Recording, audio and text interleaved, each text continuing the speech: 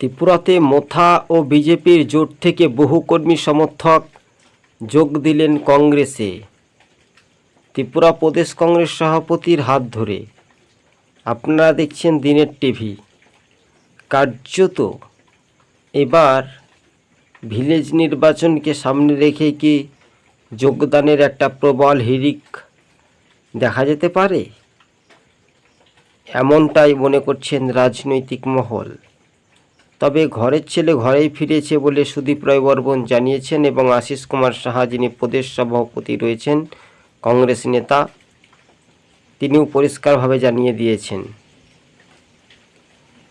তবে এই রাজ্যে যোগদানের হিড়িক যদি এটাই ঘটে, তাহলে বাস্তবে রাজনৈতিক মহলে দিনের টিভি আপনাদের সম্পর্কে সঠিক পর্যালোচনা করে তুলে ধরি।